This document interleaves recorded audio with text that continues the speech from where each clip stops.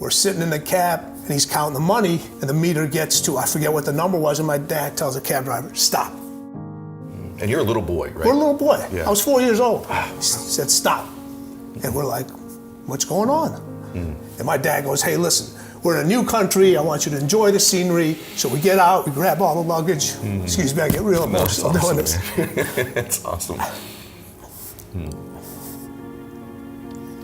And we're walking down the street.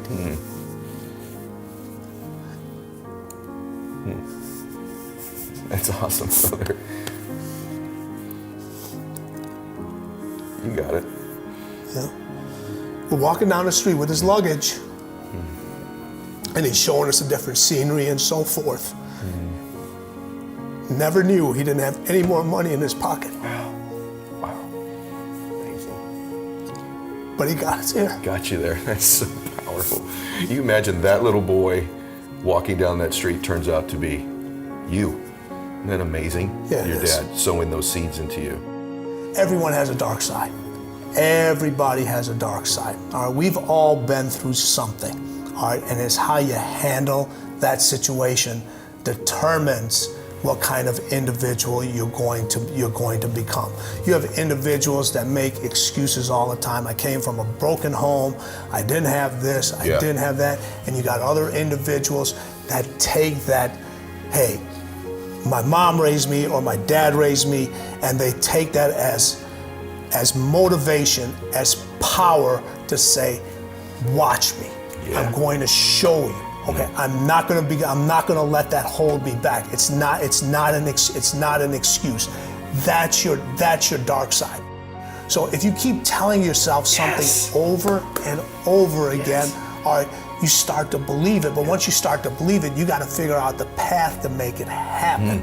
You know, and most people, you know, they'll tell themselves something, but then when they got to go through that path is not straight. Okay, usually that path goes down first. Yes. Okay, and I have a saying. I said, you know, the road to paradise starts in hell. Yeah, It I love does. it. That's where it starts. All right. So many people aren't willing to do that. No, they're not. You know what? Here's the thing. I deliver a different message. You do. I deal with the truth. It's a true one. I was going to say at the same time, it's a true one. I deal with truth and I deal with reality. Yeah. And you know what happens? People don't want to hear the truth. Yeah. They don't want to deal with reality. And it's funny, you know, we idolize individuals. You know, we want to sit here and we want to be part of the right clique. Or we want to be part of the right fraternity, sorority. We make sure you get invited to the right party. Yeah. Your kids have to be in this social group. And who's the people we idolize most? The ones that stand alone. Oh my gosh, that's so good. That's the ones we idolize, are the ones that we stand alone. But yet you're so worrying about what this person says and what this person thinks. If you really, really think about it, look at your circle, look at your entourage, okay? You think they're helping you. Okay. Majority of them are holding you back. But the thing is, they all have the same thing in common, where they're never satisfied.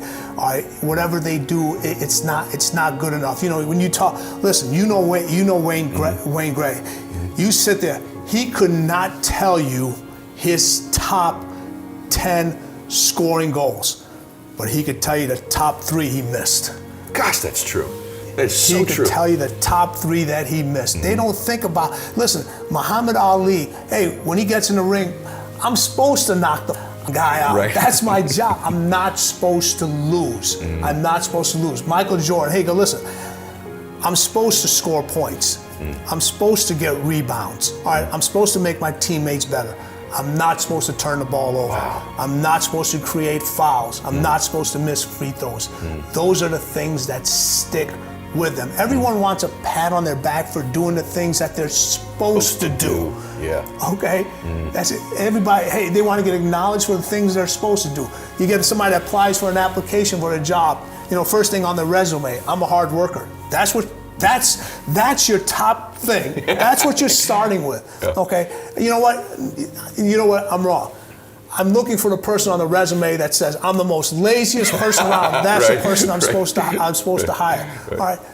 At some point in life, hard work became a skill. I don't understand That's it. so freaking true. I don't understand. When I must have slept through that day, okay? Because I missed it. Right. I don't get it. But everyone, no one wants the grind. Yeah. Okay, they just want the end result. You can't get the end result without the grind. It might not be a physical grind, but it's sure in the hell it's going to be a mental grind.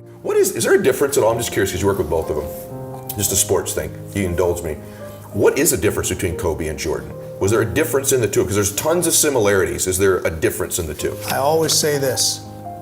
Kobe worked out harder. Michael worked out smarter. Is that right? Yes. They both were extremely hard, but Michael was always smart. Kobe it was this constant push, and we had to even when you reeled him in, okay, you'd get a call at 3 a.m. in the morning. He said, "What are you doing?" "It's 3 a.m. I'm sleeping." "That's what you should be doing." Right. "Let's go back to the gym." Really? All right. And I'm like, "No, it's really not a good idea." Well, here's the thing. Even if I tell him it's not a good idea, I still got to go to the gym because he's going to show up at the gym. No kidding. Yeah. He's going to show up at the gym. Were they the two hardest workers? Yes. You know, your most successful individuals, it doesn't happen by accident. Right. It doesn't. You listen, there's a lot of talented people that succeed at nothing. Mm-hmm. At absolutely nothing. Now, when you have that individual that's talented, you have that individual that knows how to work hard, all right, and they have the intelligence, okay, and this is key. This is key because this is what's missing now with individuals. All right, you have the talent, you have the intelligence, all right, you know how to compete, you don't have the resiliency. The resiliency. You don't have that. When failure comes kicking your ass, all right, you crumble and you fold. Yeah. All right, you crumble. You gotta have that resiliency over and over again. But at some point, that resiliency has got to turn into something. A cleaner is an individual that's going to get you that end result over and over again, no matter what's thrown at them. It doesn't matter what the circumstances are, what crisis they have going on at work, what crisis they have going on at home. They know how to separate the two. They're going to get you that end result. Not one time, not 2 times, but over and over again, because what they did before doesn't matter. Is that one of the traits of a cleaner? They can repeat it? It's one of the most important traits. The 2 most important traits of a cleaner is, 1, they can do it many, many times, repeat over and over again. And this is the most difficult one, is can they elevate the individuals around them? Which is the most difficult. You have a lot of players, you go dealing in sports, you have a lot of people in business, they're successful for themselves. Yeah. Okay. Or the team, they put up great numbers, but the team never wins. All right. It's funny, a person that wants to be a cleaner, they kind of show themselves. I agree. Okay, they kind of show, they're not the ones hiding, they're not the ones constantly celebrating. Yep. They're the ones that, they're the ones that show up early, they're the ones that leave, they're the ones that leave late. But it's not just about, you get people that say, "Oh, listen, I gotta, you don't have to work harder, you gotta work smarter." No, right. You gotta work harder and you gotta work smarter. You gotta do both of them. This is not a substitute. Yeah. You're not substituting one. So when you find those individuals, they're the ones that come in. They're not easily distracted. Yep. All right, they come in, they ask for more work. They're the ones you want to put. They're the ones that are asking for pressure situations. They're the ones that are not always, they're not the ones that are always celebrating. They're not worried about when you criticize them or when you give them feedback, they go, "I got it," and they're going to improve themselves, and they constantly show that here's the end result. Don't settle for watches, don't settle for cars, don't settle for houses.